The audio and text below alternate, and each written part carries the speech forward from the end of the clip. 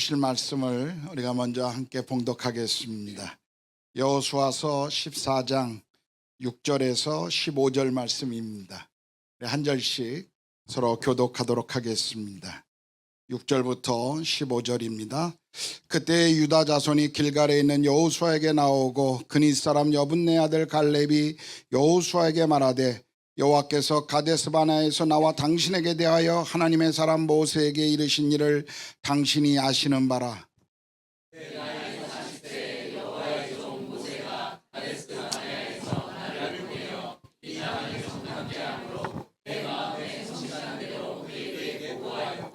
나와 함께 올라갔던 내 형제들은 백성의 간담을 높게 하였으나 나는 내 하나님 여호와께 충성하였으므로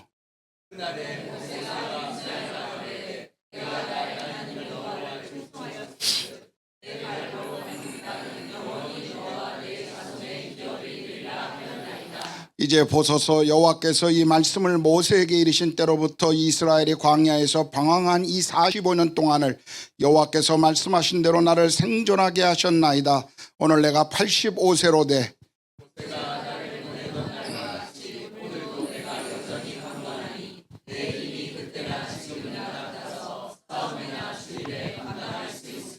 그날에 여호와께서 말씀하신 이 산지를 지금 내게 주소서. 당신도 그날에 들으셨거니와 그곳에는 아낙 사람이 있고 큰 성읍들은 크고 견고할지라도 여호와께서 나와 함께 하시면 내가 여호와께서 말씀하신 대로 그들을 쫓아내리이다 하니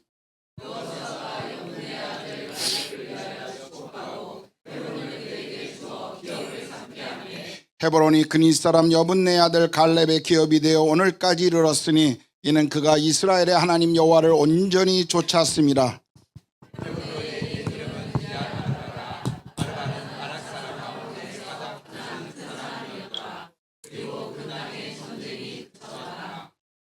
아멘. 오늘이 마지막 날인지 제가 몰랐습니다.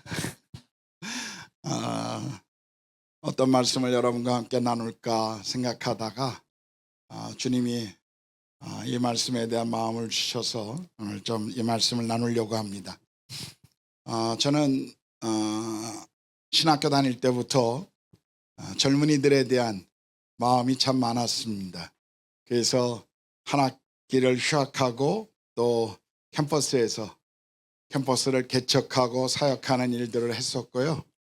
또 신학교 졸업하고 난 이후에 10년 동안 저는 저희 교단에 우리 고신축으로 말하면 SFC 같은 그런 침례교 대학생 선교부에서 간사로 대학 캠퍼스에서 전도하고 또 우리 청년들을 그리스도의 제자로 성장하는 그 일들과 또 열방을 향한 부르심에 우리가 동원되고 나가는 그런 일 가운데 사역을 하다가 하나님이 어느 날 제 마음 가운데 선교지로 나갈 것을 말씀하셔서 저희 부부가 순종하고 선교사로 나갔습니다. 25년 동안 저는 해외에서 선교사로 사역했습니다. 저는 카자흐스탄에서 12년 동안 현지 교회를 개척하고 그곳에서 젊은이들 또 교회 사역을 또 신학교 사역을 했고요. 그리고 사역을 다 이양하고 난 다음에 안식년을 맞이해서 한국에 왔을 때 그 다음 사역을 저희들이 기도하면서 계획하고 있었습니다. 그래서 러시아어를 사용하면서 사역했기 때문에 러시아권에 다시 다른 나라에 가서 사역하려는 계획을 갖고 있던 중에 저희 본부에 저의 권위이신 저희 회장님이 저희 부부에게 인도에서 건강한 선교적인 한인교회를 개척하고 선교사들과 함께 동역하는 그런 모델 케이스의 교회를 좀 원한다. 그래서 목사님이 그 일을 하시면 좋겠습니다 라고 저희 부부에게 요청을 하셨습니다. 그래서 저희는 또 그 말씀에 순종해서 지난 13년 1개월 동안 인도 땅에서 한인교회를 개척하고 또 선교사들과 동역하며 또 인도를 섬기는 그런 일들을 해왔습니다. 저희가 있었던 카자흐스탄은 북부 지역이었습니다. 그래서 겨울에 영하 40도까지 떨어지는, 그리고 겨울이 6개월. 저는 지금도 제 아내도 마찬가지고 눈을 싫어합니다. 10월 1일이면 정확하게 눈이 오고 5월 초까지 눈이 옵니다. 그래서 정말 눈을 별로 좋아하지 않습니다. 그런데 인도에 가라고 그래서 인도에 갔더니 영상 50도까지 올라가더라고요. 거의 90도를 왔다 갔다 하는 곳에 다 살아봤습니다. 살다 보니까 더운 데가 더 낫더라고요. 추운 데보다는. 그래서 인도에 가서 사역하다가 13년 만에 작년에 저희 교단이 20년 차 이상 된 은퇴를 앞둔 선교사들에게 훈련하는 그 시니어 선교사들을 위한 훈련을 반드시 받아야 한다고 그래서 작년에 처음 교회에 안식년 요청을 하고 3개월 동안 안식월로 한국에 방문했습니다. 그리고 한 달 동안 훈련을 받고 2달 동안 한국 교회들을 방문하면서 여러 교제들을 나눌 수 있는 기회가 있었습니다.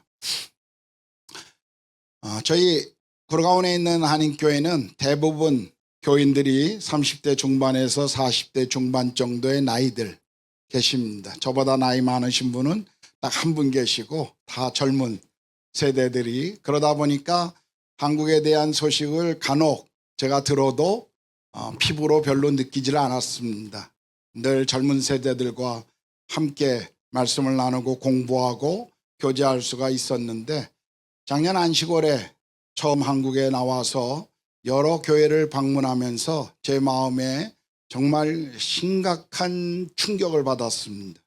정말 듣기만 했던 그 충격스러운 현장을 제가 목도했습니다. 교회 안에 이 젊은 세대와 어린 세대가 사라지고 있는 것을 제가 보았습니다.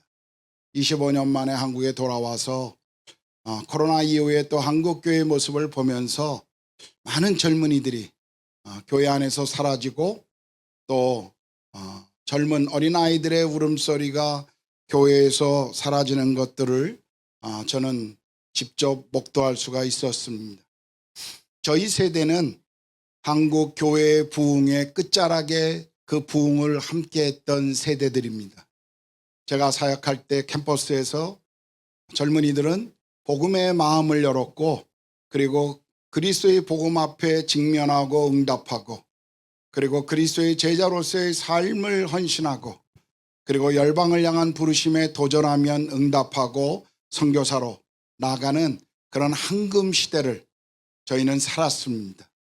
이 한국 교회의 부흥의 이 경험을 했던 저희들로서는 돌아와서 보았던 한국 교회의 모습은 정말 처참하리만큼 저희의 마음에 큰 아픔과 부담을 주었습니다.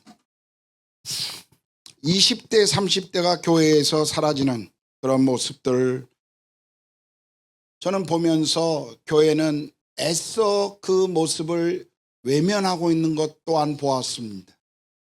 이제 더 이상 한국교회 젊은 세대들을 다시 회복하는 것이 어렵노라고 고백하는 제 주변의 목회자들의 고백도 전 들었습니다. 그냥 교회가 남아있는 젊은 세대들, 또 교회에 남아있는 사람들 붙잡는 현상 유지에 급급한 그런 모습도 저는 보았습니다.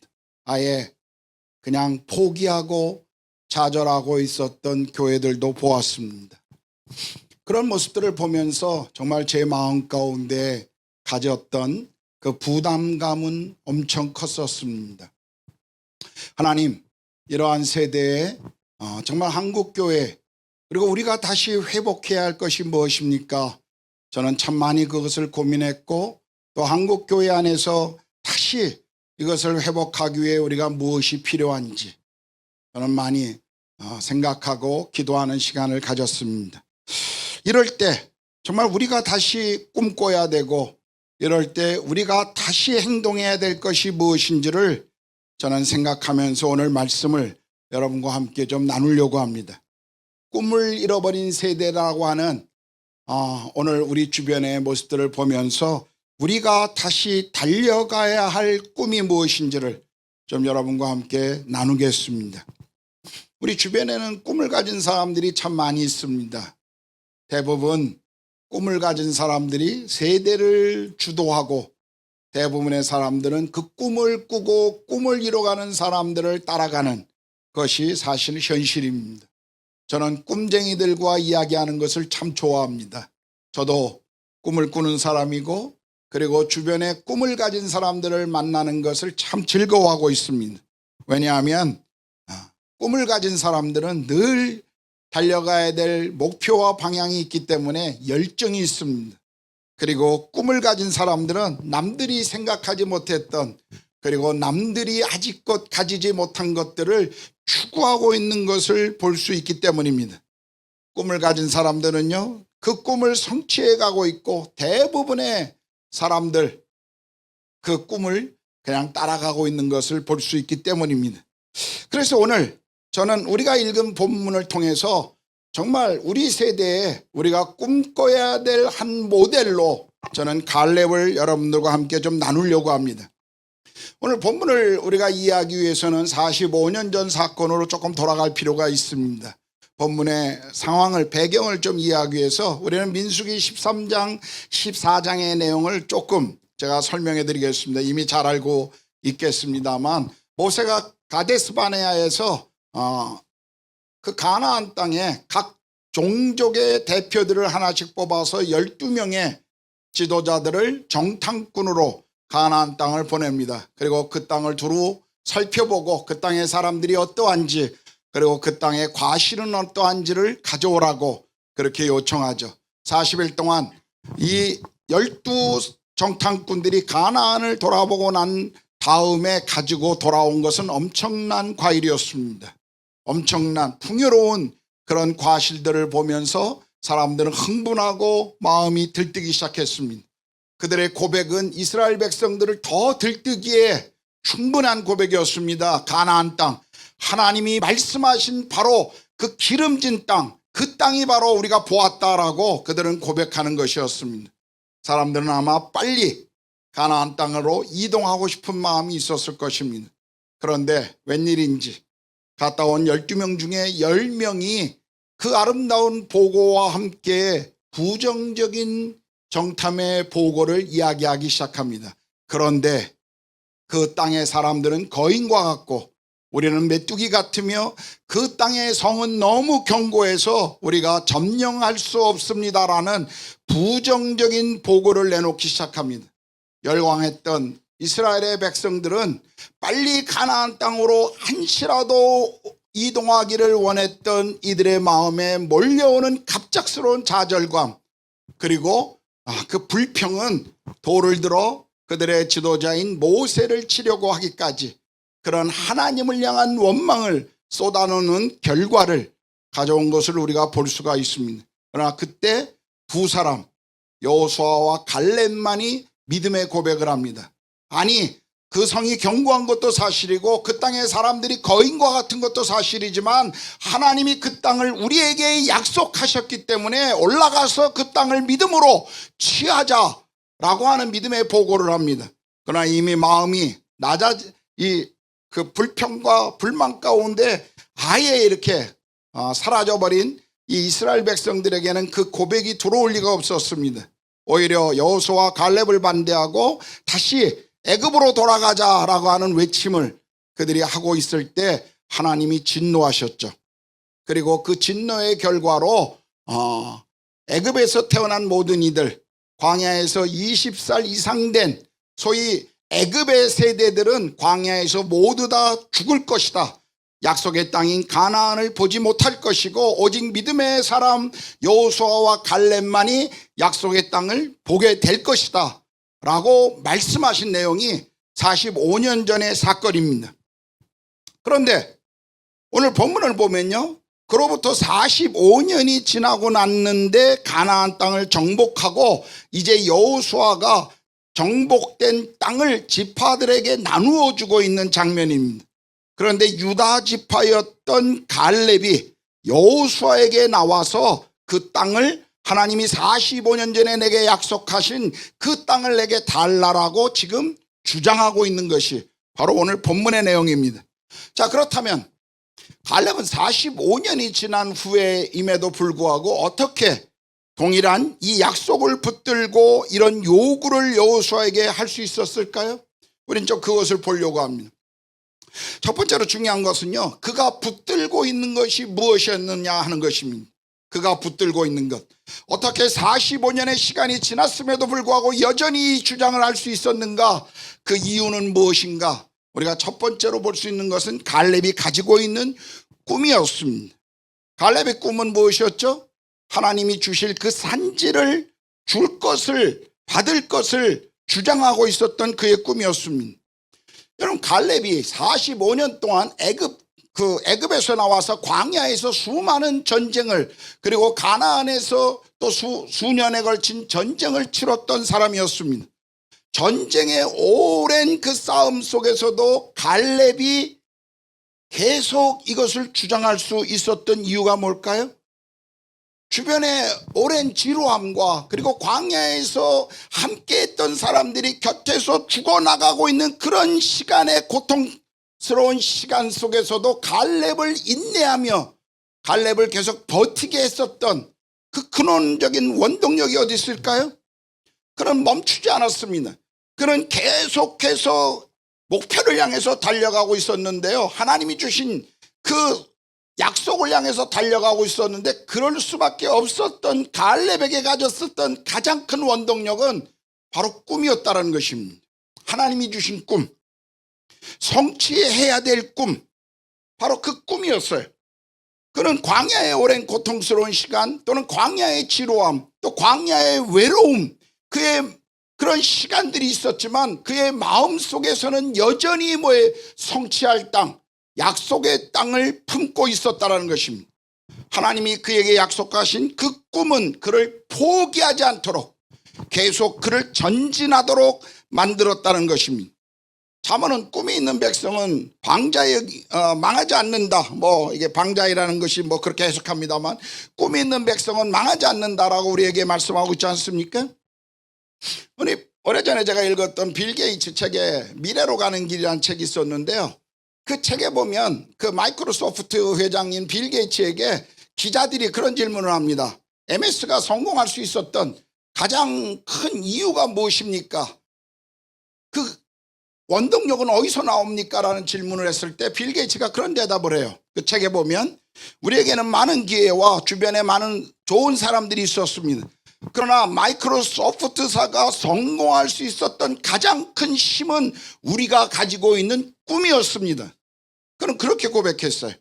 주변의 환경도 아니고요, 주변에 좋은 사람도 아니고, 물론 그것도 중요하지만 가장 중요한 원동력은, 성공의 원동력은 우리가 가진 꿈 때문이었다. 그는 그렇게 고백합니다. 여러분, 그런 꿈을 가지고 계십니까? 여러분의 삶에 혹시 나이 좀 드신 분들, 그런 것은 청년의 시대에나 필요한 거지 이미 다 지나간 시대에 무슨 꿈이냐, 그렇게 혹시 말씀하시는 분이 있나요? 여러분의 인생을 정말 열정적으로 만들고 여러분의 매일 아침에 여러분이 일어나게 만드는 원동력, 하나님이 여러분 가운데 주신 그런 꿈을 붙들고 여러분들이 살고 계신가요? 저는 오늘 한국의 젊은이들이 3포 시대, 5포 시대, 7포 시대, 9포 시대, 꿈을 상실한 시대에 살고 있다는 이야기를 들을 때마다 늘 제 마음에 한 가지 갖고 있는 생각이 있어요. 한국의 젊은이들이 이제는 달려갈 깃발을 잃어버리고 있구나. 그들의 인생에 정말 가치가 무엇인가를 잃어버리고 있구나. 누가 이 가치를, 누가 한국의 젊은이들에게 다시 달려갈 깃발을 흔들 것인가? 전 그 질문을 참 많이 합니다. 제 인생에서요, 제 삶에 주신 꿈이 있어요. 비전이 있습니다. 그것은 제가 대학교 1학년 때 읽었던 한 책의 내용 때문이었습니다. 여러분도 혹시 아시는지 모르겠어요. 도슨 트로트맨이라는 사람이 그 전기를 제가 이렇게 읽는데, 도슨 트로트맨의 전기에 보면 이런 내용이 나와요. 그분은 평신도였고 트럭 운전사 출신입니다. 목회자가 아니에요. 그러나 굉장한 하나님의 사람이었습니다. 빌리그리암 전도 대회에 주 상담 요원으로 활동했고요. 그리고 세계적인 학생 선교단체인 내비게이터라고 하는 선교단체에 창시자이고 대표였습니다. 그런데 그분이 쓴 책에 보면 그런 얘기가 나와요. 이분의 습관 중에 하나가 뭐냐면 아침마다 경건의 시간을 갖고 기도하는 시간에 세계 지도를 책상 앞에 펴놓고 매일 한 나라씩을 기도합니다. 그의 기도 제목이 세 가지였는데요. 하나님, 내가 기도한 나라 가운데 저를 사용해 주십시오. 두 번째는 제가 갈 수 없으면 제가 훈련한 제자들을 보내주십시오. 세 번째는 제가 갈 수도 없고 훈련한 제자들도 갈 수 없는 지역이라면 하나님께서 친히 그 나라 가운데 역사해 주십시오. 그것이 그의 기도 제목이었어요. 그 책에서 45번째 나라가 어딘 줄 아십니까? 코리아였습니다. 사우스 코리아. 우리 한국을 위해서 그분이 기도한 나라의 목록 가운데 그렇게 기록된 그분의 책을 읽으면서 제 마음에 큰 감동이 있었어요. 제가 책을 읽다가 책을 덮고 그리고 바로 문방구로 뛰어갔습니다. 그리고 저도 세계 지도를 샀습니다. 그리고 그날부터 지금까지 제 책상에 제 방에 세계 지도가 떨어진 적은 한 번도 없습니다. 저도 늘 제 삶의 그 기도를 주님 앞에 드립니다. 하나님, 제가 기도한 나라 가운데 저를 사용해 주십시오. 제가 훈련한 제자들이 이 나라 가운데 사용되게 해 주십시오. 하나님이 친히 이 나라 가운데 역사해 주십시오. 그것이 제 삶의 기도요 꿈이 되었습니다. 저는 제 삶이 힘들고 어려울 때마다 늘 하나님이 제게 주신 꿈으로 돌아갑니다. 그리고 그 꿈 가운데 이루실 하나님을 바라봅니다. 낙심되고 그리고 어려움이 있을 때마다 늘 저는 다시 이 기도로 돌아오곤 합니다.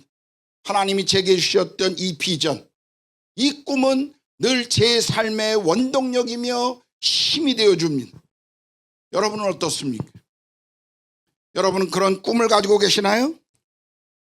여러분의 교회는 어떤 꿈을 갖고 계십니까?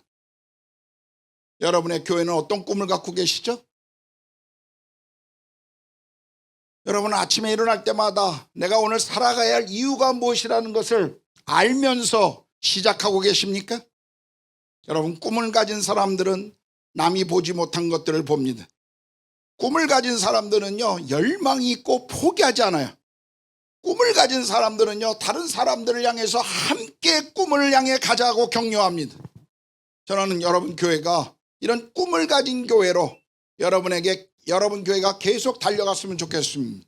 저는 여러분 교회 처음 설교 부탁을 받았을 때 이름부터가 너무 마음에 들었어요. 다음 세대 교회, Next Generation Church. 야, 이게 얼마나 멋져요. 꿈이 있는 교회구나. 정말 이 교회는 젊은이들이 살아있고 꿈이 있겠구나. 제가 와서 보니까 그런 모습을 제가 여기서 현장에서 봅니다. 한 가지 안타까운 것은 제가 보통 저희 교회 교단에서 설교하러 가면 양복을 안 입습니다. 고신측 교회라고 그래서 제가 넥타이를 처음 매봤습니다. 실수한 것 같아요. 안 메고 와도 되는데 우리 방진호 장로님이 저한테 그러더라. 편하게 오시지 뭘 그렇게. 저도 편하게 오고 싶었어요. 제 아내가 저에게 오늘 출발하기 전에 여보 고신측 교회래. 제가 넥타이 메고 실수했습니다. 이 지금 땀이 많이 나는데. 하여튼 여러분들 교회 안에 그 이름처럼 정말 그런 꿈을 가지고 여러분들이 움직이고 있는가 굉장히 중요합니다. 여러분 모두가 정말 다음 세대를 위한 꿈꾸는 교회로 하나님이 여러분 교회를 그렇게 사용하시기를 원합니다. 제 마음에 그런 축복을 여러분들에게 전달하고 싶어요. 다음 세대를 위한 교회, 다음 세대를 꿈꾸는 교회, 그 교회로 여러분들이 계속 성장해 갈 수 있기를 정말 축복합니다. 자, 갈렙은요 첫째 꿈을 가지고 있었는데 두 번째는 뭐예요? 갈렙은 꿈을 가지고 있었지만 여전히 그 꿈에 장애물이 있었어요. 그런데도 그 꿈을 포기하지 않습니다. 오늘 갈렙이 가지고 있었던 장애물은 무엇입니까? 여러분, 어떤 사람들은요 꿈을 가지고 있어요. 많은 사람들이 꿈을 가지고 있어요. 그런데 꿈을 가졌다고 해서 다 그것을 성취하는 것은 아닙니다. 꿈을 꾼다고 해서 그 꿈을 이루는 사람들은 그렇게 많지 않아요. 우리가 꿈을 꿀 때 그 꿈을 꾸는 데 있어서 부딪히는 수많은 장애물들이 있다는 것을 우린 기억해야 합니다. 갈렙이 가지고 있었던 장애물이 무엇이죠? 첫째 장애물은 나이였어요. 그는 85세입니다. 여기 85세 이상 되신 분 없으시죠? 예, 제가 이렇게 봐도 다 20대들, 30대, 좀 나이 먹어도 40대처럼 보입니다. 예, 85세 나이면 어때요? 손주들이나 돌보고, 예, 화초를 가꾸고, 예, 그렇게 살아도 아무도 탓하지 않을 나이입니다. 더군다나 오랜 시절 전쟁에서 잔뼈가 굵은 믿음의 사람이에요. 그의 수고와 노고를 기억한다면 85세의 나이에 갈렙이 쉰다고 해서 노후를 편하게 보낸다고 해서 아무도 갈렙을 탓할 사람이 없는 나이입니다. 힘들고 어려운 일보다는 쉽고 편안하고 안정된 것을 누릴 수 있는 나이였습니다. 그런데 갈렙은요, 85세의 나이임에도 불구하고 꿈의 성취를 위해서 여전히 전쟁터를 달리고 있습니다. 깊은 열정을 가지고 있는 것을 볼 수가 있어요. 자신의 나이 때문에 갈렙은 꿈을 포기하지 않았습니다. 얼마나 많은 사람들이 남들보다 조금 더 나이 들었다고 하는 그 이유 하나 때문에 자신에게 주신 하나님의 꿈을 포기하는지 모릅니다. 남들보다 조금 늦게 출발했다는 이유 하나 때문에 얼마나 많은 이들이 자신 안에 하나님이 부여하시는 꿈들을 포기하고 있는지 모릅니다. 우리가 다른 사람들보다 조금 더 나이 들었다는 것 때문에 우리의 꿈을 포기한다면 그것은 얼마나 우리 자신을 불쌍히 여기게 만드는지 모릅니다. 사람이 나이가 들어감으로 늙는 것이 아니라 꿈을 잃어버리기 때문에 늙는 것이다라고 하는 글을 저는 읽은 적이 있습니다. 어떤 나이 드신 분들은요, 비록 나이는 60, 70대지만 그의 그 마음의 열정과 그의 삶의 태도는 여전히 청년 못지않은 그런 열정을 가지고 살아가는 분이 있는가 하면 어떤 형제자매들은 20대임에도 불구하고 이미 그의 삶은 인생의 노후처럼 살아가고 있는 그런 젊은이들을 우리 주변에서 볼 수가 있습니다. 제가 살았던 카자흐스탄, 과거에 겨울이 6개월이라고 그랬죠. 그래서 4월 말이 되면 이제 따스한 봄날의 햇볕이 서서히 나오기 시작합니다. 그러면 그 나라의 문화가 뭐냐면요, 따뜻해지기 시작하면 이 긴 겨울을 집안에서만 지내다가 이제 따뜻한 햇볕이 조금씩 나오기 시작하니까 아파트 앞에 벤치마다 나이 드신 노인네들이 그 앞에 쫙 나와서 앉아서 햇볕을 쬐입니다. 그리고 겨울 내내 제대로 섭취하지 못했던 비타민을 대용하기 위해서 그 해바라기 씨를 먹어요. 해바라기 까먹어서요. 우리는 하나하나 이렇게 이빨로 까서 먹는데 그분들은 이만큼 그냥 푹 집어넣고 입에 집어넣으면 씹으면 이쪽으로 자동으로 떨어집니다. 껍데기가. 정말이에요. 제가 너무 신기해갖고 그걸 쳐다보고 너무 신기해. 한번 물어봤어요. 할머니에게 어떻게 그렇게 오토매틱으로 이렇게 떨어집니까? 그분들이 뭐라냐면 60년을 이 짓 했는데 이것도 못하냐고. 그래요. 그리고 햇볕이 점점 따뜻해지면 오후 한나절 그 벤치에 앉아서 꾸벅꾸벅 졸고 계셔요. 어느 날 저는 주님 앞에 그런 기도를 했습니다. 주님, 제 노년은 저렇게 살고 싶지 않습니다. 저는 따뜻한 햇볕에 꾸벅꾸벅 졸아가며 시간을 보내는 제 인생의 노년을 원하지 않습니다. 믿음의 경주를 마치는 날까지 주님이 부르신 그 부름의 상을 위하여 끝까지 마지막까지 제가 달려가고 싶습니다. 여러분, 나이가 우리 인생의 꿈을 이뤄가는데 전혀 방해가 될 수가 없습니다. 우리의 꿈은요, 우리를 편안하게 하지 않습니다. 꿈을 가진 사람들은요, 또 꿈이 크면 클수록 장애가 더 많다는 것들을 우리는 기억해야 돼요. 그렇지만 꿈을 가지면 인생이 흥미진진합니다. 꿈을 가지고 있으면요, 정말 인생이 재밌어요. 제 인생에서도요, 꿈을 향해서 움직일 때는 늘 대가가 지불된다는 것을 저는 늘 배웠습니다. 저는 카자흐스탄에서도 제가 처음 선교지로 갈 때도 안정된 모든 삶을 포기하고 떠나야 할 때 주변 사람들이 다 말렸습니다. 제가 한국에서도 떠날 때도 많은 분들이 선교지로 가는 것을 말렸어요. 한국에서 일하는 것이 더 많은 효과적이고 효율성이 있지 않느냐고 사람들이 저에게 만류했습니다. 선교지에 가서 사역을 하고 제자들이 자라면서 사역을 이양하고 떠날 때도 사람들이 떠나지 말라고, 이제 좀 편안할 때 왜 떠나야 하느냐고 사람들이 막았습니다. 저는 최근에 다시 새로운 결정을 했습니다.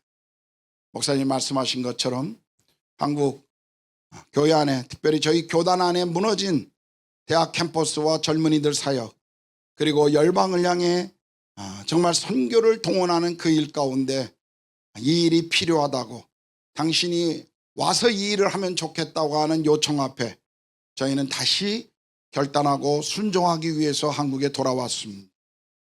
이것을 결단하는 날 저와 제 아내는 우리가 뭔 짓을 한 건지 모르겠다라는 그런 농담을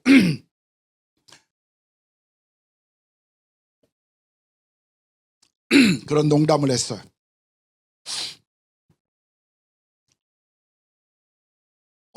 어떤 사람들이 편안함을, 안정된 삶을 놓기를 원할까요? 그렇지 않죠. 모두가 다 편안하고 안정된 삶을 원합니다. 그렇지만 하나님이 우리를 부르신 그 꿈에 가치가 있다면 우리는 기꺼이 대가를 지불할 준비가 되어 있어야 합니다. 여러분은 어떤 인생을 살아가기를 원하십니까? 많은 교회의 성도들이 인생을 살아가면서, 제가 가만히 한인교회를 목회하면서 보니까요, 죽어라고 열심히 일하는데 바라보는, 그들이 성취하는 것이 무엇인가? 정말 많은 사람 중에 1%도 안 되는 사람들이 회사의 임원, 정말 성공한 사람들이, 정말 대부분의 사람들이 은퇴할 쯤에 부장자리, 만년 부장자리 달고 은퇴하면서 그들이 갖고 있는 게 뭔가를 보니까요, 한 가지 갖고 있더라고요. 서울에 집 한 채 갖고 있어요. 아파트. 서울에 집 한 채. 평생을 그걸 위해서 달려가더라고요. 집 사서 대출 갚고 아이들 교육시키고 평생을 그걸 위해서 달려가요. 그리고 그것 때문에 모든 것을 포기하고 거기에 힘을 쓰고 있는 걸 제가 보았습니다. 어떤 분은 그러지 않아요? 결혼하고 나서 화장실 하나짜리, 방 2칸짜리 집에 처음 결혼하고 그 집을 샀다고 합니다. 너무 감사했죠. 전세 월세방 살다가 자기 집을 샀으니까. 13평 아파트도 자기 아파트, 그 화장실을 마음대로 자기가 쓸 수 있다는 게 얼마나 고마워요. 목사님이 신방을 갔더니 감사 예배를 드리면서 기도 제목을 그렇다고 그러대요. 얼마나 감사한지요. 너무 좋다고, 하나님께 정말 감사한다고. 그리고 시간이 흘러가는데 그분의 기도 제목이 바뀌더라고요. 아이들이 크는데 화장실 하나가 불편해요, 목사님. 화장실 2 딸린 아파트로 이사 가면 좋겠어요. 열심히 수고하고 평수가 넓은 아파트 화장실 2개 딸린 아파트로 이사 갔습니다. 그리고 은퇴해요. 그거 갚다가. 여러분 인생을 그렇게 살아가시겠습니까? 여러분의 인생을 비록 30 몇 평짜리, 40, 커봐야 40 몇 평짜리 그 아파트 하나 평생 살다가 노후자금으로 그거 붙들고 있다가 인생을 마감하고 주님 앞에 서는, 그것이 여러분의 인생의 정말 꿈입니까? 그것이 여러분의 삶을 가치 있고 행복하게 하나요? 저는 그렇지 않다고 생각합니다. 여러분 비전을 성취하는 데는, 꿈을 성취하는 데는 나이가 문제가 되지 않습니다. 그리고 무엇을 위해 내가 내 인생을 달려갈 것인가를 여러분 기억하셔야 합니다. 오늘 갈렙이 또 한 가지의 장애물이 뭔지 아세요? 그가 요구했던 땅이었습니다. 아낙 자손의 땅, 헤브론. 그 땅은요, 12명의 정탐꾼이 돌아와서 그곳 사람들은 거인과 같고 우리는 메뚜기 같다라고 말했을 때 그 거인들을 말하는 사람들이었어요. 다른 지파 사람들은 다 그 땅을 피해가고 싶었을 거예요. 아무도 그 거인과 같은 사람들과 싸우기를 원하지 않았을 것입니다. 그런데 갈렙은 그 땅을 달라고 요구합니다. 이스라엘의 모든 사람들이 피해가고 싶었던 땅, 만나고 싶지 않았던 종족, 그런데 갈렙은 그것을 요구합니다. 저에게 달라고. 왜냐하면 갈렙은 하나님이 함께 하시면 그분이 이루실 것이라고 하는 믿음을 가지고 있었던 것입니다. 우리는 자꾸 꿈을 이뤄가는데요, 환경을 바라봅니다. 장애를 바라봐요. 벽을 바라봅니다. 그리고 안 될 것이라고 말합니다. 그런데 우리가 그 문제 뒤에 역사하시는 하나님을 보기 시작하면 우리는 그 하나님을 보면 문제가 작아 보여요. 여러분, 사무엘상 17장에 보면 우리가 잘 아는 믿음의 사람 다윗과 골리앗의 싸움을 우리에게 소개하고 있지 않아요? 이스라엘의 모든 군사들은, 사울 왕을 비롯한 모든 군사들은요, 골리앗의 외모만 보고 두려워서 숨었어요. 그의 엄청난 키, 그가 들고 있는 칼, 창, 이 엄청난 무게를 보고 다 두려워 숨었습니다. 그런데 다윗 한 사람은 달랐죠. 저 할례 받지 못한 저 이방인이 어떻게 살아계신 하나님의 군대를 모욕하는가? 그러면서 그는 뭐라고 외치죠? 너는 칼과 단창으로 내게 나아오거니와 나는 만군의 여호와 하나님의 이름으로 내게 나아간다. 다윗은 달랐어요. 다윗은 무엇을 봤죠? 골리앗을 본 것이 아니라 골리앗 뒤에 역사하시는 하나님을 볼 수 있는 믿음의 눈이 있었습니다. 우리 그것을 배워야 합니다. 저는 이랜드에서 오래전에 잠깐 일했던 적이 있어요. 이랜드 초기에는 20대 초반에 저와 비슷한 나이 또래들이 대부분 그 당시에 거기에 직원이었습니다. 처음 시작할 때. 저 동국대 후문에 있는 어떤 아파트 지하 창고를 빌려갖고 한 20명 정도 남짓한 청년들이 모여서 그 사업을 시작할 때였습니다. 어려운 일이 참 많았어요. 정직하게 하나님 나라의 일을 하려고 하니까 얼마나 많은 주변에서의 압력과 그리고 유혹이 많이 오는지 모릅니다. 문제가 많이 터져요. 문제가 터질 때마다 우리는 사무실에 모여서 하던 일을 멈추고 사무실에 모여서 기도했습니다. 어떤 일이 터지면, 어떤 매장에서 일이 터지거나 어떤 사무적인 일이 터지면 스톱하고 기도하자고 그러고 기도의 자리로 모였습니다. 그 사무실 앞에 써놓은 어떤 글귀가 있었어요. 뭐라고 썼냐면 이렇게 써 있었습니다. God is the greater than any problem I have. 내가 가진 어떤 문제보다도 하나님은 더 위대하신 분이시다. 그럼 우리는 그 믿음을 가져야 합니다. 우리를 꿈을 이뤄가는 데 있어서 그 꿈을 이루시는 분이 하나님이시라면 우리는 그 하나님을 바라보는 것을 배워야 합니다. 여러분은 하나님께서 주신 꿈을 가지고 계신가요? 그 꿈 앞에는 반드시 장애가 있을 겁니다. 사람들의 비웃음과 조롱이 있을 거예요. 손가락질도 있을 것입니다. 장애물은 반드시 있어요. 산이 높으면 계곡이 그만큼 깊습니다. 그러나 우리가 정말 믿음이 있다면요, 그 장애물 때문에 우리는 멈추거나 포기하지 않고 믿음의 주를 바라보며 우리는 계속 전진해야 합니다. 이 장애물 뒤에, 문제 뒤에 더 크신 하나님을 바라보는 믿음을 여러분 가지시기를 바랍니다. 우리 하나님이 살아계시고 전능하신 하나님이십니다. 그 일을 행하시는 분이세요. 여러분의 꿈을 하나님이 주셨다면 그 꿈을 이루게 하시는 분이 그분이십니다. 여러분 그 믿음을 가지셔야 합니다. 여기 세 번째는요, 마지막 꿈을 이루는데 갈렙은 계속 하나님을 신뢰합니다. 무슨 말인가요? 많은 이들이요, 꿈을 꾸고 꿈을 위해서 노력하는데 종종 꿈이 성취되고 난 다음에 꿈을 주신 분을 잃어버려요. 저는 학생 사역할 때도 그렇고 교회 안에서 그런 얘기 참 많이 들었어요. 목사님 기도해 주세요. 이것만 이루어지면 제가 하나님께 이렇게 헌신할게요. 그런 사람 치고 제대로 헌신하는 사람 제가 본 적이 없습니다. 다 그 일이 이루어지면요, 하나님 다 잊어버려요. 그리고 다 자기가 했는 줄 알아. 여러분 갈렙을 보세요. 갈렙은요, 계속해서 갈렙이라고 하는 이름이 나올 때마다 늘 성경이 그 이름과 함께 사용되어지는 한 단어가 있습니다. 충성이라는 단어입니다. 성실이라는 단어예요. 신뢰라고 하는 단어입니다. 그것은 갈렙이 어떤 사람인가를 우리에게 보여주고 있지 않아요? 갈렙은 결과만 중요하게 여긴 사람이 아니라 그 과정 속에서 하나님을 어떻게 신뢰하고 의지하고 따라가야 하는가를 갈렙은 알았던 사람입니다. 갈렙은 성공보다도요, 그 꿈을 이루어가는 과정 속에서 내가 계속 붙들어야 할 분이 누구신가를 갈렙은 분명히 알고 있었어요. 갈렙은 그 땅을 소유했지만 설사 갈렙이 그 땅을 소유하는 것을 실패했다 할지라도요, 갈렙은 여전히 하나님을 신뢰했을 것입니다. 많은 분들이 저에게 이런 질문을 해요. 결과가 나빠지면 자기가 생각한 기대보다 결과가 더 나쁘면 저에게 와서 이런 질문을 합니다. 목사님, 제가 기도하고 하나님의 뜻이라고 믿고 일을 했는데 왜 이것이 실패합니까? 왜 이렇게 결과가 안 좋습니까? 여러분 생각해 보세요. 저는 얼마 전에 저희 교회 몇 년 전입니다.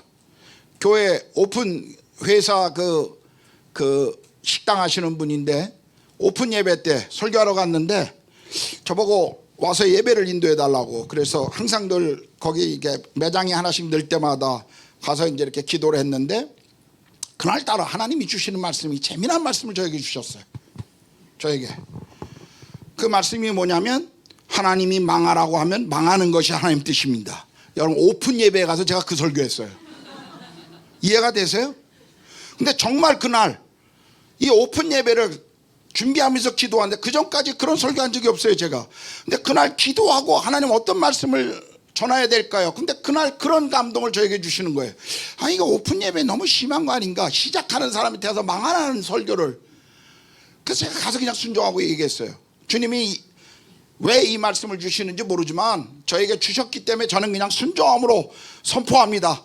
그리고 하나님이 이 비즈니스를 망하게 하시면 망하는 게 하나님 뜻입니다. 정말 망해버렸어요, 그 비즈니스가.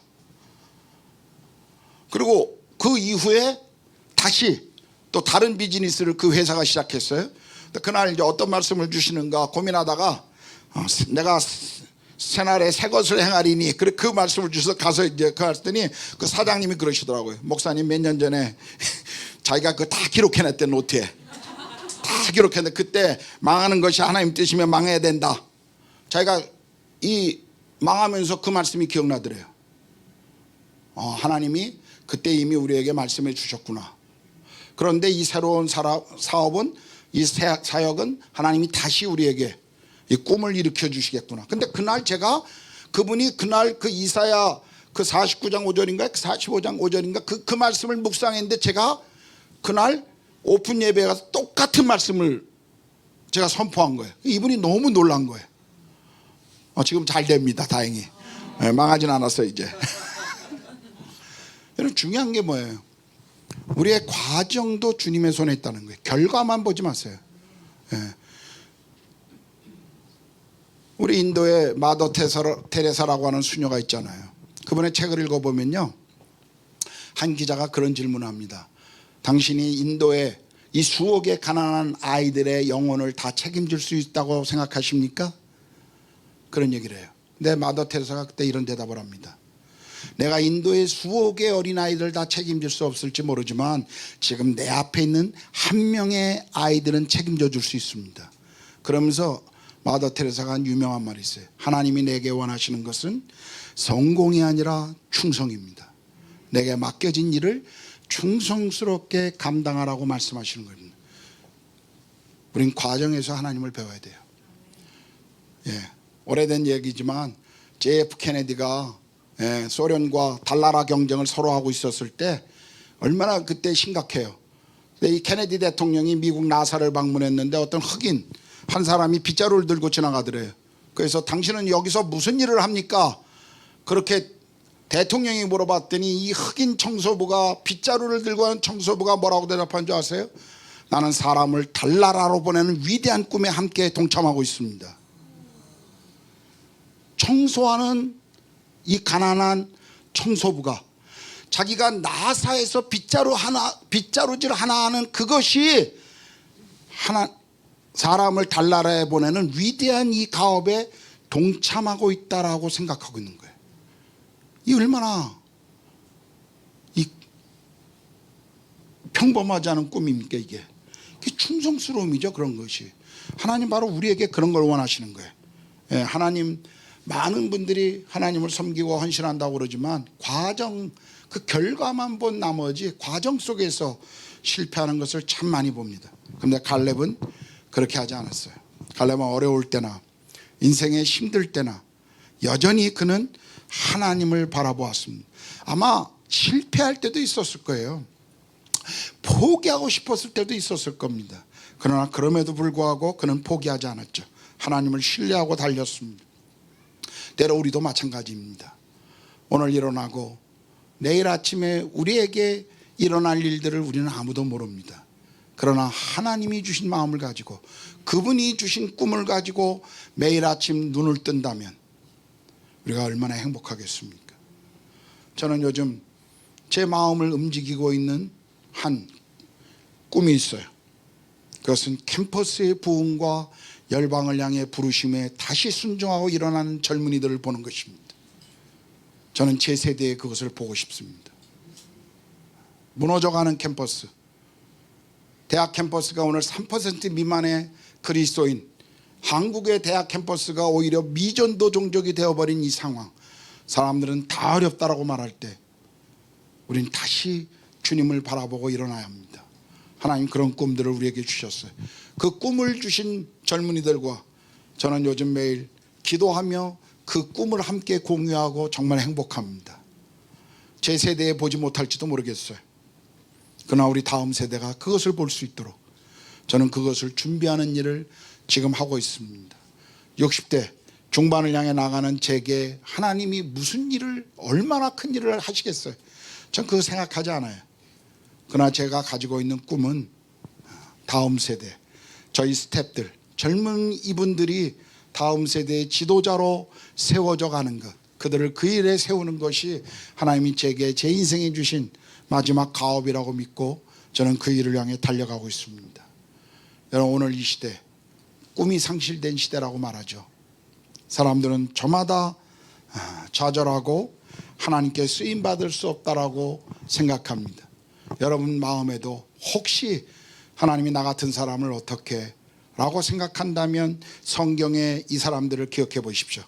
노아는요, 술 취한 사람이었어요. 아브라함은요, 너무 늙은 나이에 부름받았습니다. 이삭은 늘 내성적이고 공상가였습니다. 야곱은 거짓말장이었습니다. 레아는 말 그대로 못생겼어요. 요셉은 학대받았습니다. 모세는 말을 잘 못하는 사람이었어요. 나오미는 남편과 자식을 다 잃어버린 과부였습니다. 욥은 완전히 파산한 사업가였습니다. 다윗은요, 바람핀 사람이에요. 마태는 매국노였습니다. 베드로는 천대받던 직업을 가진 사람이었고, 사마리아 여인은 이 여자 저 여자를 기대며 살아갔던 여자였습니다. 마르다는 근심을 잘하는 여자였고요. 막달라 마리아는 7 귀신이 들렸던 여인이었습니다. 삭개오는 요즘 표현으로 하면 키가 작은 루저였습니다. 바울은 독신이었어요. 성질도 고집이 얼마나 강했는지. 요한은 사랑의 사도가 아니라 욱하는 그런 우레의 아들이라고 하는 별명을 가진 사람이었습니다. 마가는 하나님이 주신 꿈에 실패하고 중도에 포기하고 돌아간 젊은이였습니다. 디모데는 위궤양을 가지고 있던 사람이에요. 여러분보다 적어도 다 낫지 않아요? 하나님이 이런 사람들을 하나님 나라를 위해서 사용하셨다면 오늘 하나님이 우리를 사용하지 못할 이유가 어디 있겠습니까? 여러분과 저를 부족하지만 그것 때문에 하나님은 오히려 우리를 쓰실 수 있다라고 하는 이 믿음을 가지셔야 합니다. 여러분, 다시 꿈을 가지십시오. 다시 꿈을 가지십시오. 꿈이 상실되는 이런 시대에 누군가 이 꿈을 깨우는 사람들이 필요합니다.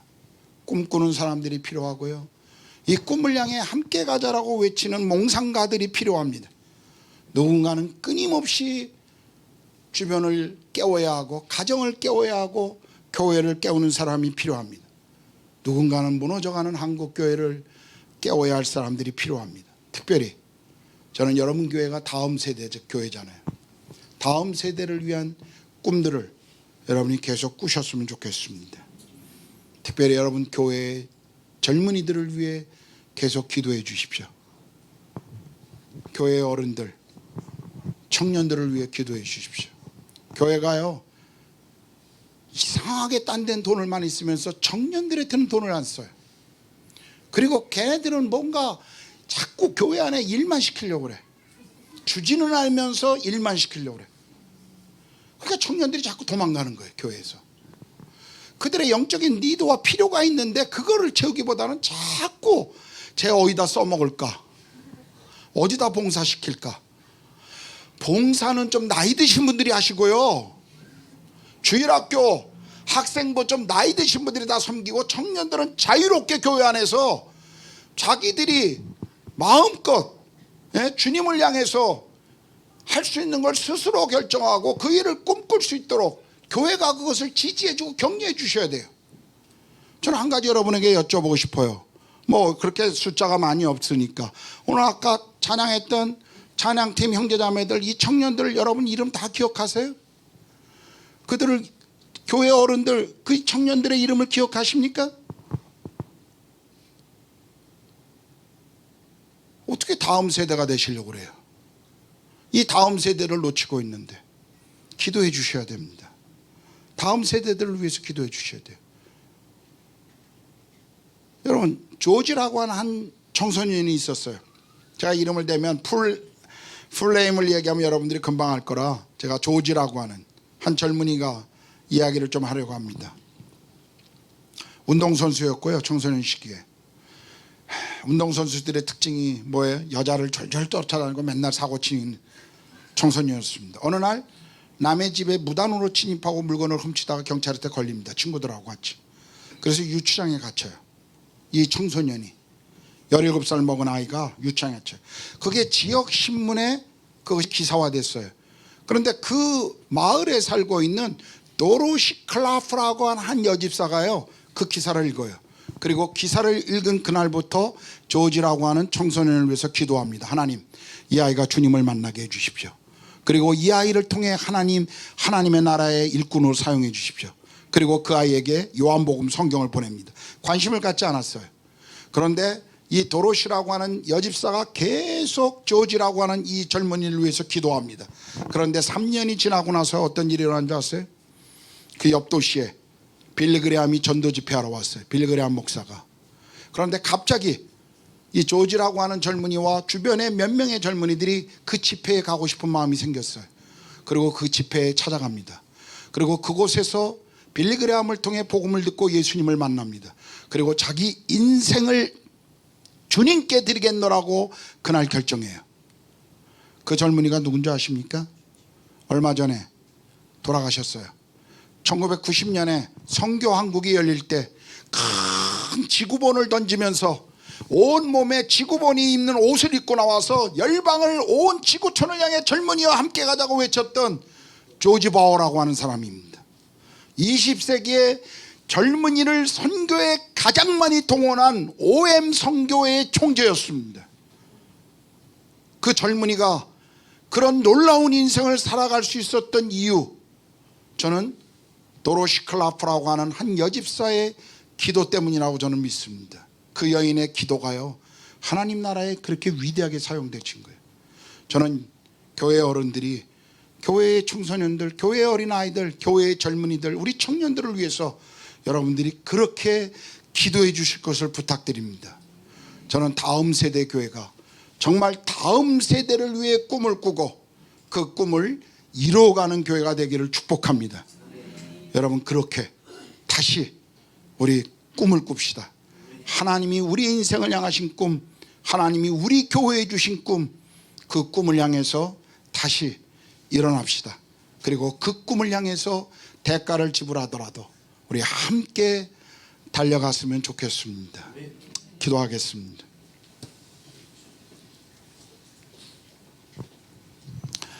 이 시간에 우리 함께 좀 기도합시다. 우리 통성으로 우리 좀 함께 기도하기를 원합니다. 찬양팀이 나와서 좀 찬양해 주고요, 우리가 같이 좀 기도하기를 원하는 것은, 하나님, 정말 우리에게 주신 꿈을 우리가 회복하고 싶습니다. 아직도 하나님이 주시는 꿈이 무엇인지를 모른다면 하나님, 제게 그 꿈을 주십시오. 정말 제 인생을 걸고 달려갈 수 있는 꿈을 주십시오. 하나님, 제 인생의 가치와 하나님, 정말 하나님 나라를 위해 진정으로 드려야 될 그 꿈을 주십시오. 그리고 그 꿈을 이루기 위해 하나님 치러야 할 대가를 기꺼이 치르고 달려갈 수 있도록 하나님, 그렇게 저에게 하나님 꿈을 허락해 주십시오. 그리고 우리 교회에 하나님 꿈을 허락해 주시고 모든 교회의 성도들이, 특별히 젊은 세대들이 이 꿈을 향해서 함께 달려가는 그런 꿈꾸는 교회가 될 수 있도록 우리 다음 세대 교회가 다음 세대를 위한 그 꿈을 이뤄가는 그런 아름다운 교회 되도록 우리가 함께 그 꿈을 향해 달려가겠습니다. 우리 이 기도 제목을 가지고 이 시간에 우리 주님의 이름을 한번 크게 부르고 주여 한번 외치고 통성으로 기도합니다. 살아계신 주님, 오늘 우리에게 말씀을 주신 거 감사합니다. 하나님, 그동안 특별 새벽 기도와 기도회를 통해서 계속 교회가 하나님 앞에 믿음을 강구하며 하나님 교회를 위해 또 성도들의 삶의 가정과 모든 필요를 위해 하나님 강구해 왔을 터인데, 주의 성령님, 성도들의 그 기도를 주님 기억해 주시고 하나님 우리의 부르짐에 하나님 응답해 주시옵소서. 이를 행하시는 여호와, 그것을 지어 성취하시는 여호와, 그 이름을 여호와라는 자가 이르기를 너는 내게 부르짖으라, 내가 내게 응답하겠고 네가 알지 못하는 크고 비밀한 일을 이루시겠다고 약속하신 주님, 교회 가운데 이 기도 가운데 응답하시고 역사하여 주시옵소서. 특별히 주님, 교회의 젊은 세대들을 위하여 기도합니다. 하나님, 참 많은 어려운 이 주변의 환경들 속에 우리가 살아가고 있습니다. 하나님, 어떤 세대보다도 더 힘든 시간을 우리 청년 세대가 살아가고 있습니다.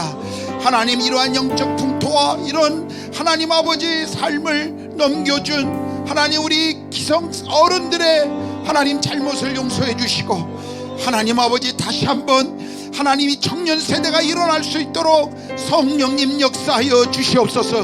하나님, 특별히 다음 세대 교회가 하나님 그 이름처럼 다음 세대를 꿈꾸며 다음 세대를 세워가며 다음 세대를 일으키는 교회 되도록 성령님 그렇게 역사하여 주시옵소서. 교회에 하나님 성령께서 날마다 기름 부으시고 하늘문을 여시고 예배하는 이들을 주목해 주시고 하나님 교회를 교회되게 하시고 예배를 예배되게 하셔서 하나님 이곳에서 주를 만나고 자라가는 모든 젊은이들을 주님 축복하여 주시옵소서. 주님, 정말 권 목사님과 그리고 교회의 모든 하나님 정말 믿음의 지도자들을 축복해 주시옵소서. 교회가 정말 하나님 나라와 복음을 위하여 하나님 영광스럽게 사용되어지도록 한 번뿐인 인생 하나님 지나가면 다시 돌이킬 수 없는 시간 한 번 주님을 위해 쏟아부을 수 있도록 성령님 그렇게 역사하여 주시옵소서. 우리 다음 세대 교회가 하나님 복음이 증거되어지고 복음이 믿어지고 복음이 삶에서 고백되어지는 교회 되도록 성령님 그렇게 역사하여 주시옵소서. 주님 앞에 우리의 젊은 세대들을 부탁드립니다. 주님, 교회를 주님의 손에 부탁드립니다. 주의 성령님, 이 젊은이들의 헌신과 고백을 받아주시고 주님 사용하여 주시옵소서. 감사합니다. 주님을 찬양합니다. 다음 세대의 교회를 통하여 이 일을 행하실 주님께 영광을 돌립니다. 감사합니다. 주님, 우리 주님 예수 그리스도의 이름으로 기도드렸습니다. 아멘.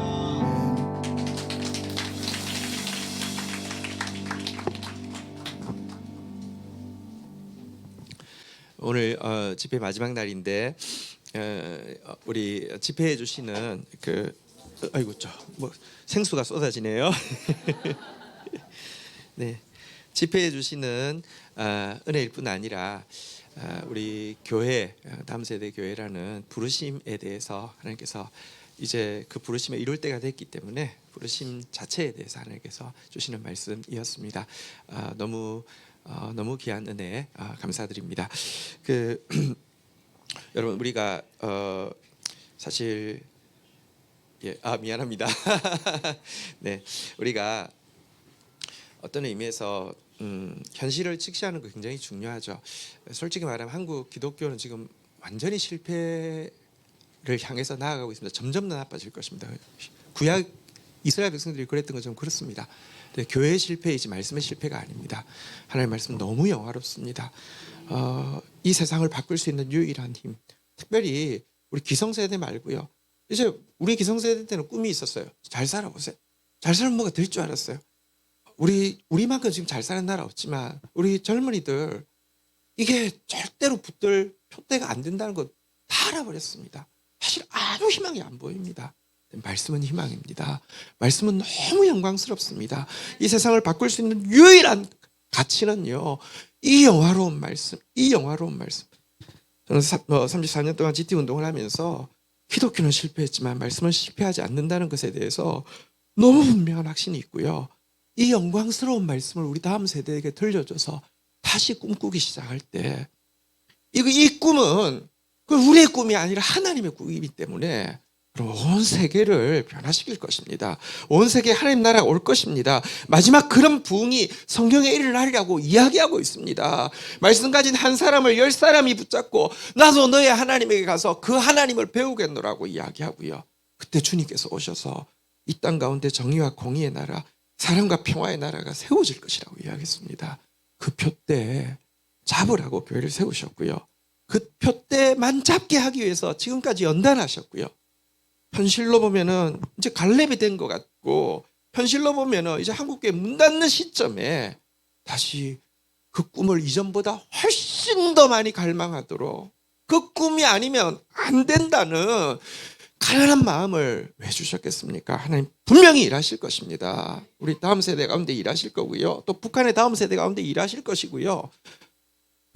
이 일을 위해서 여러분 이제는 꿈꾸라고, 또 주의 종을 통하여서 이제는 이 일을 위해서 시작하라고, 달려가라고 도전하고 있는데요. 우리 함께 이 일을 위해서 기도해 주시기를 주의 이름으로 축복합니다.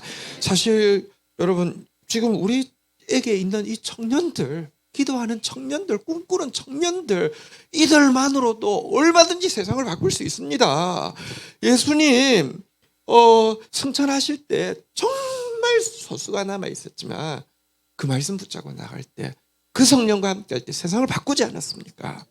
그리고 우리 장년들 그동안 수많은 연단들이 있었지만 이렇게 룻처럼 하나님 말씀 앞에서 베드로처럼 영생의 말씀 붙잡고 여기 남아 있지 않습니까?